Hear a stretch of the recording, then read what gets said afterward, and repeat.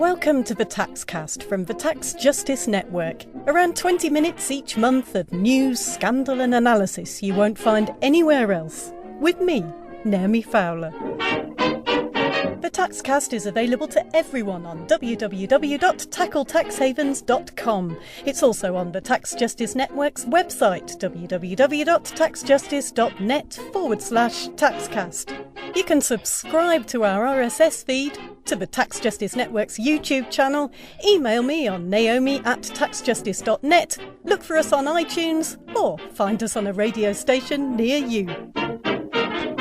Coming up later, we'll be talking about burgers and why corporations are deserting the US. Also, we'll be discussing the Scottish no vote on independence.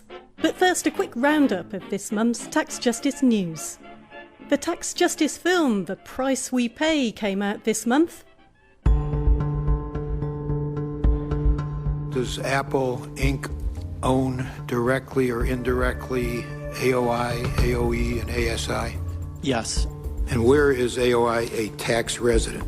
It does not have a tax residency.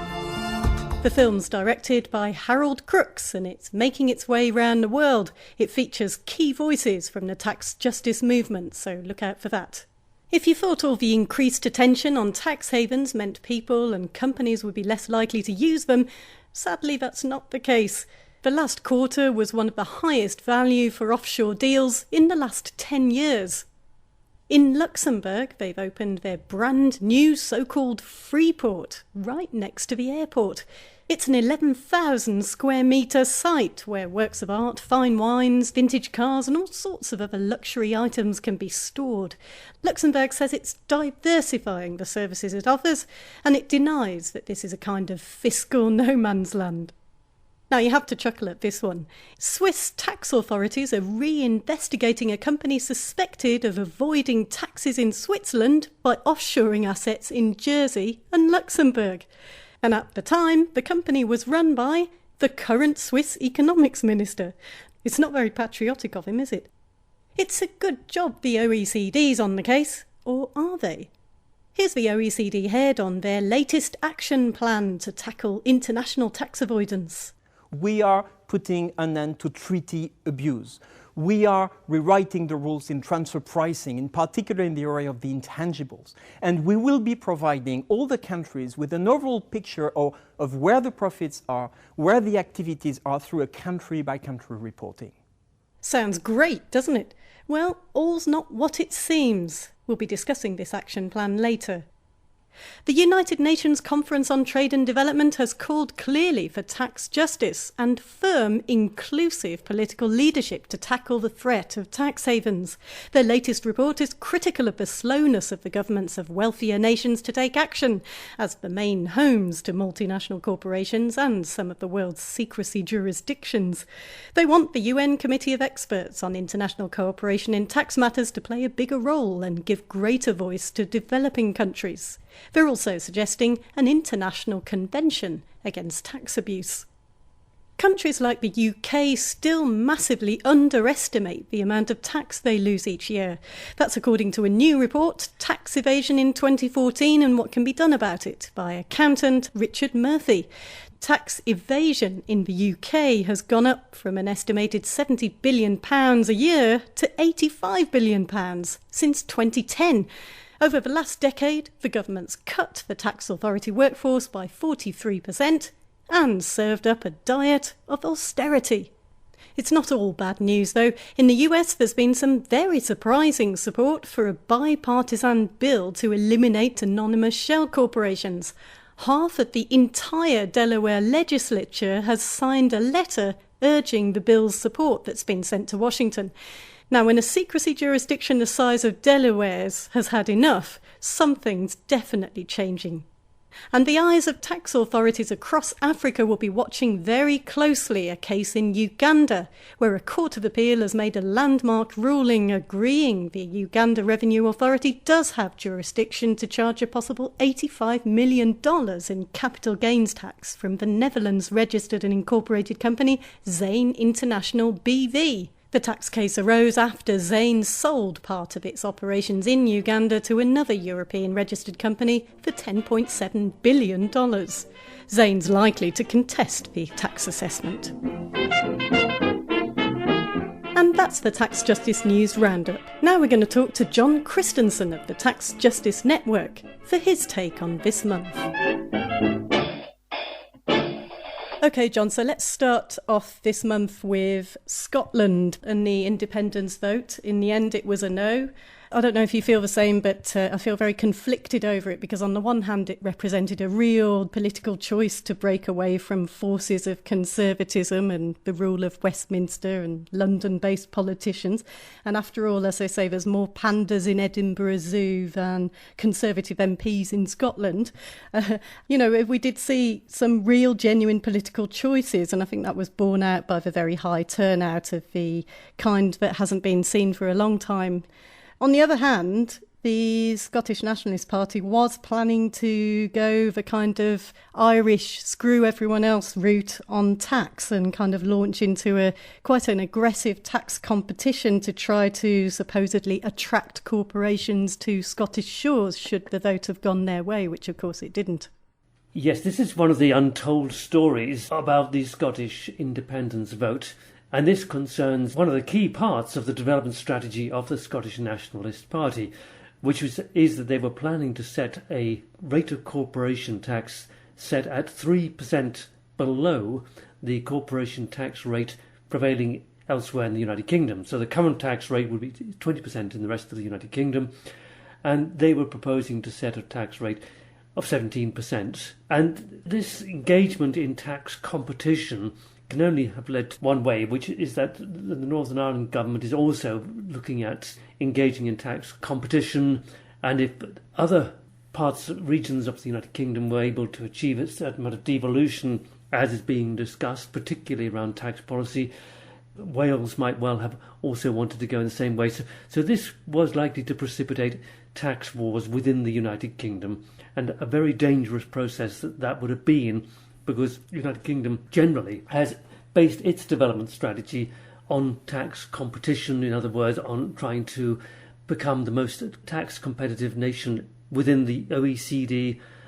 This would have led to a spiralling downwards, a race to the bottom on tax matters, which can only have been harmful to the United Kingdom and to other countries within the OECD, but particularly to other countries across the world. So a very harmful economic development strategy at the very, very heart of the Scottish Nationalist Party proposals. Right, and it was pretty fascinating to watch the panic of the Westminster politicians kind of hot-footing it up to Scotland to talk about being family and, even talked about defeating Hitler and all sorts of things. And they lined up all sorts of people intimately linked to the City of London and financial services to say they'd pull out of Scotland if there was a yes vote. Those same people, I'm sure, would have been the first in Downing Street after a yes vote, pressuring the government for business as usual. And there was a question of the pound as well, and whether or not Scotland would be able to use the pound after it became independent. Well, one of the noticeable things that happened through this campaign was the huge political lobbying, undertaken by the financial services industry and by its allies in London and at Westminster. We saw major Scottish institutions like the Royal Bank of Scotland threatening to withdraw from Scotland entirely and retrench to the City of London, arguably for fear that an independent Scotland would have led to tighter regulation of their activities. We also saw an extraordinary move by the Chancellor of the United Kingdom's Exchequer, George Osborne, threatening that if Scotland voted for independence, they would no longer be able to use the sterling. Now, of course, Scotland used the pound sterling long before it went into union with the rest of the United Kingdom 3 centuries ago. At that time, of course, it was called the livre, but nonetheless, they used the pound before they became a member of the United Kingdom, and they were proposing to retain the use of the crown after leaving the United Kingdom. But the UK Chancellor threatened that they would not be able to do so. But it was extraordinary how much lobbying effort and how much political pressure was brought to bear on the voters of Scotland in the run-up to the referendum to try to keep them within the United Kingdom. And I think this is a reflection of several things. First of all, concern that a vote in favour of independence might have led to tighter regulation. It might also have led to higher rates of personal taxation and more progressive taxation for the wealthier Scots. But I think it also reflected Westminster's concern about the possibility of devolving tax powers in other areas, for example, tax powers on capital gains tax, on value-added tax, possibly stamp duties, possibly land value taxes. I think Westminster was very scared indeed of the possibility that an independent Scotland might actually lead to a very different tax regime, progressive taxation, more progressive taxation at a personal level, whilst at the same time they were talking about tax wars on corporate income taxes. Right, and we don't know what kind of taxing powers Scotland may now get or not get, according to what happens as a result of talks about further devolved powers.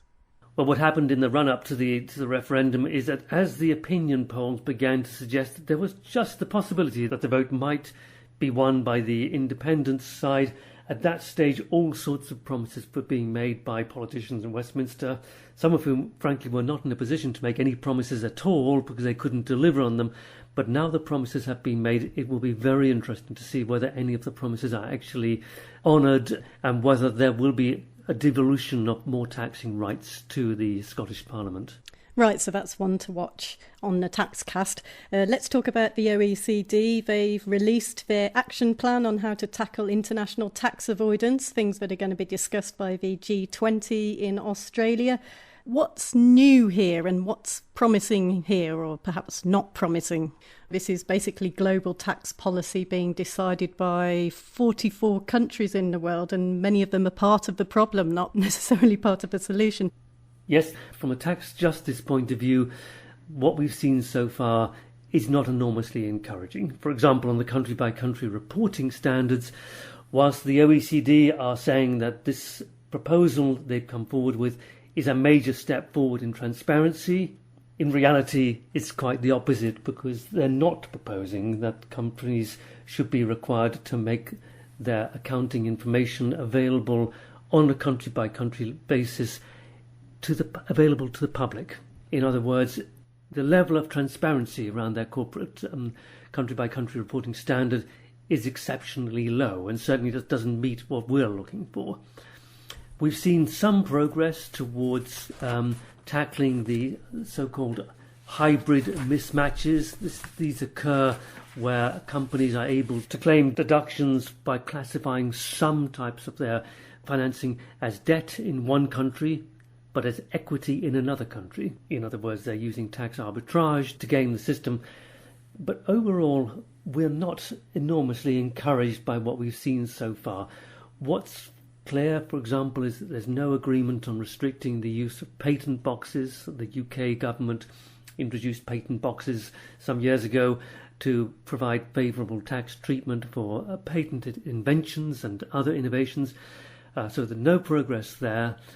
And also, there's no progress on agreeing how to treat e-commerce. Although the OECD has committed to undertaking further study on the whole issue of the digital economy, it's very likely that the United States will be able to block any progress towards arriving at a rational regime there. So overall, we think that there's a very real risk that we'll see no genuine progress overall. Well, that's interesting you say that, because that's not really the story that's coming across in the mainstream media. Well, the OECD have been very actively spinning this as a major success, but the truth is that the OECD are not requiring full transparency on country-by-country reporting, and other claims, for example, by the OECD, which have been reported in the media, that this is an extremely ambitious programme. Well, the only ambition is to push forward the process within an extremely tight deadline that takes us to the end of 2015. That is ambitious, but as a result of that ambition, the OECD has deliberately restricted the real ambition of what might be achieved, which is to shift away from the existing method of taxing companies, based upon the arm's length method, towards a formulary apportionment process. where there's more alignment of economic substance with the taxing rights in the different countries. And in that respect, this programme is exceedingly lacking in ambition, despite what the media have been reporting. There is a very real danger that once the proposals come forward, individual countries will only implement the bits that suit them, particularly countries like United Kingdom and United States. There is considerable corporate lobbying happening behind the scenes, and the corporate lobby is clearly winning the day. Thanks, John. John Christensen of the Tax Justice Network. Now it's time for the Taxcast special feature. If you're partial to a burger or two, you may now want to join thousands of former customers of Burger King who don't want to eat there anymore. And they've even signed a petition that rhymes. Well, kind of. Keep Burger King American and pay your fair share. If not, I will dine elsewhere. So this month, the Taxcast takes a look at so-called corporate inversions and what we can do about them. In a recent public address, US President Obama said he's not too happy with what he's called unpatriotic corporate deserters. A small but growing group of big corporations are fleeing the country to get out of paying taxes. They're keeping most of their business inside the United States, but they're basically renouncing their citizenship and declaring that they're based someplace else just to avoid paying their fair share. President Obama's administration reckons the US may be losing $17 billion a year because of this practice. Back to Burger King. It very much looks like they've decided to buy the Canadian coffee chain Tim Hortons and pretend Tim Hortons bought them so they can say they're Canadian. Oh, and save a lot of money on taxes. Here's economist and tax justice campaigner Jim Henry explaining to the radio show Democracy Now! What they're up to.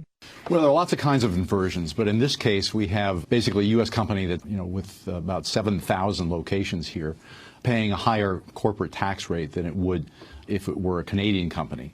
And simply by switching that corporate headquarters to Canada, they can realize that gain. The company is denying that that's the motivation, but in fact, it basically amounts to a way of immediately cutting Burger King's taxes that are paid to the IRS.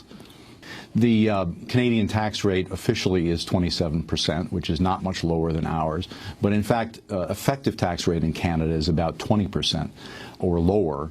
And because of the fact that they have a territorial tax, any U.S. profits that were received from those 6,000 restaurants offshore would not be taxed by Canada. So Canada is not getting any incremental revenue from it, and all that revenue is just being lost to the U.S. Treasury. The other thing that we've seen in the other 70 inversions to date is that companies have loaded up on foreign debt. So they typically will make the U.S. company borrow and then pay interest to the parent in a low-tax jurisdiction. So that's been a big pattern with inversions. I would expect to see that here. So no benefits to Canada, big losses for the US. And these inversions are on the rise. 47 US corporations moved their tax base overseas through corporate inversion in the last 10 years. That's way more than in the previous 20. And now, just this year, at least 50 are planning to do the same thing. Tax justice campaigner and accountant Richard Murphy. I've seen it explained as changing the fiction of their legal existence for tax reasons. What happens to the US as a result of this move? What we know is that there's one definite loser in this arrangement, the USA. The US tax system is unique, it's perverse, it's bizarre, and it needs changing. But the way it works is this. If a US company has a subsidiary outside the USA, say in the UK or in Panama or in Bermuda or wherever that is, so long as the profits it makes are not sent back to the USA, they're not taxable in the USA. The moment those profits are sent back by way of dividend to the US, then they're taxable in full in the USA. Now, nobody else has this weird mix of what might be called a partly territorial tax with a worldwide tax, a completely unique feature of the US tax system. But what it has encouraged is multinational companies who will keep their profits outside the US. Now, Burger King is not the biggest player here. I mean, the biggest players are people like GE Capital and Microsoft and Apple, who have sums of money running into tens of billions outside the US, and even hundreds of billions in the case of Apple, which they're hiding outside the US from the US tax authorities, so tax isn't paid in the USA.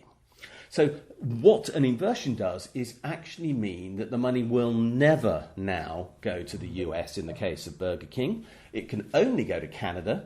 Canada will never tax it. The US, which might have taxed it, now can't.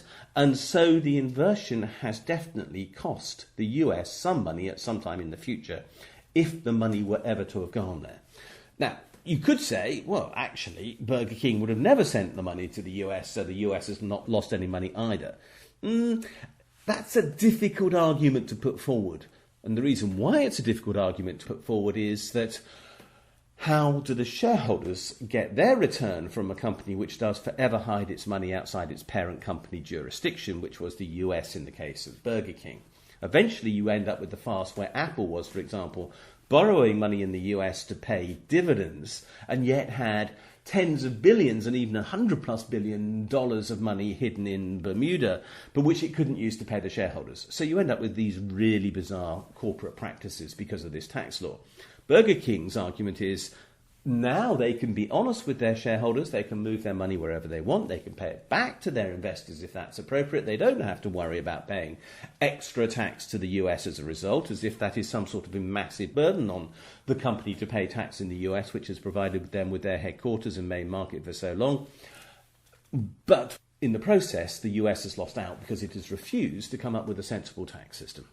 Right, and often when you hear reports on this whole subject, you hear in the media quoting this 35% corporate tax levy, which is the highest in the developed world in the United States. That is very rarely what some of these very large multinational companies are paying. There's all kinds of suggestions going on at the moment. Of course, on the right, we've got the call to repeal corporate tax in the United States. Well, the best thing that the US could do, in my opinion, is that it could elect a Congress which could actually make up its mind about how to tax US corporations appropriately. In the US, domestic rates of tax are often in the very high teens, roughly half the rate of the headline that is published in the USA. But companies are paying tax. Companies are certainly have not been paying tax at the headline rate. However, we still do have a massive problem, which is, as far as the US is concerned, it's going to be losing out on revenue. I mean, we're talking about it losing out on tens of billions and maybe hundreds of billions of revenue if all its major companies inverted. It also has lost influence over those companies, which is one reason why you have a tax system. You actually have a tax system to try to persuade companies to behave in certain ways. And if they invert and leave your territory, you have much less influence on them. And that is very important with regard to US economic policy. And corporations are, of course, the foundation in many ways of US wealth more than anywhere else's wealth, because this is a market-dominated economy. And so it's very strange that they would actually not want to have the influence that a tax system provides to them. But fundamentally, what we really do need is the US to actually get its head around the fact that it does need to have corporate tax reform, and that it can't survive without corporate taxes. Corporate taxes raise a significant amount of revenue in the States, which does help contain its massive budget deficit.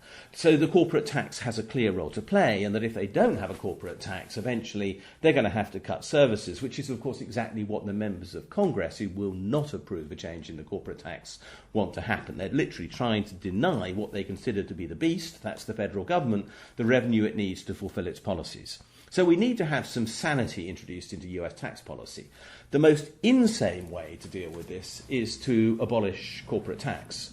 The idea that you actually stop tax avoidance by abolishing the tax seems to be the best way to reward the abuser that I can think of. It's a bit like saying, well, we'll stop murder by abolishing the crime of murder, therefore it won't exist anymore, we'll just have some dead people instead. It's almost as bizarre as that in its logic. And so if we didn't have a corporate tax? If we don't have a corporate tax in the USA, millions of people would then incorporate their own companies and not pay tax as a result, and their income tax yield would fall. Now, again, that may be what members of Congress want. But if that idea spread outside the US, and I've heard UK politicians saying, well, maybe the corporation tax is beyond its sell-by date here too, we would suddenly see a whole rash of tax avoidance break out. And we have to remember that, for example, in the UK, corporation tax was introduced in 1965, actually not that long ago, precisely to stop people avoiding tax by incorporating companies and not paying tax on the income, which was then rolling up tax-free. So we've got to have a corporation tax. So how do we make corporation tax work? Well, one way is that we negotiate, for example, common tax rates and common tax systems. And that is what the OECD would, to some degree, like us to do. They'd like there to be some convergence on tax rates, so there isn't tax competition, and they'd like us to all converge towards broadly similar tax bases, and you would hope that you would, as a consequence, not have tax competition and some of the abuses we've seen. I'm afraid to say that's actually, I think, pretty unlikely, because all countries are starting from different points in their agendas on tax, and the chance of commonality and convergence on any of these issues without some radical new idea coming onto the scene is very low. And many people in the tax justice movement believe that radical alternative idea you're talking about, Richard, is unitary taxation. So tell us about that. Like most things in tax, I think unitary taxation is not well understood. If we talk about unitary taxation, then the assumption has always been that you take one set of accounts, that is, for a group of companies as a whole, Burger King worldwide, and allocate its income on the basis of where its sales are, where its employees are, and where its physical assets, in their case, basically, literally, restaurants, fast food outlets, and allocate the profits to countries on the basis of where those three things are. The only difficulty with that is agreeing which set of accounts we'll use, and that can be quite hard, and then which profit we'll use, and also some serious thinking about which numbers we are going to apportion between states. But my guess is that unless we're willing to think radically, and I mean really radically, about the interactions between law, accounting, and the concept of the state, which are three things which are often in conflict, then we aren't going to come up with a solution which means that we can really carry on effectively taxing corporations. We've started. The European Union has looked at unitary taxation and has just begun to fathom the depths of the issues that raises. But actually pulling all those issues together is something that we in the tax justice movement, who have actually got the intellectual capacity to deal with these things, really need to focus on. Because if we've achieved anything, it's because we've offered solutions. And this may be the biggest solution we have yet to offer anywhere, if we can crack this problem for the benefit of the countries of the world. OK, but the OECD is not being very keen at all on unitary taxation so far. And of course, they weren't very keen on some of the other things which they're now starting to take on board. So do you think the same sort of thing's going to happen with unitary taxation as has happened with automatic information exchange, for example? The last decade had been one of real achievement. I've been told that country-by-country reporting would never happen.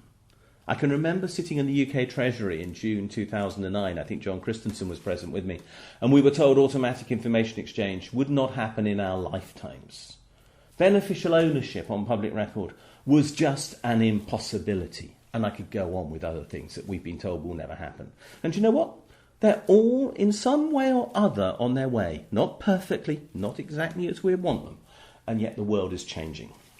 Now, if we can therefore persuade the OECD that automatic information exchange, which they said couldn't be done, is possible, and that country-by-country reporting, which they thought was never going to happen, is of use for beating tax avoidance, which they now admit is the case, then I think we should believe it possible that we can crack the problem of global international taxation of corporations.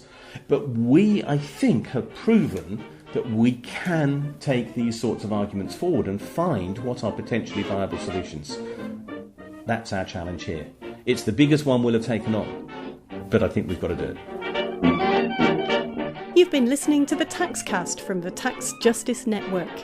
We'll be back next month.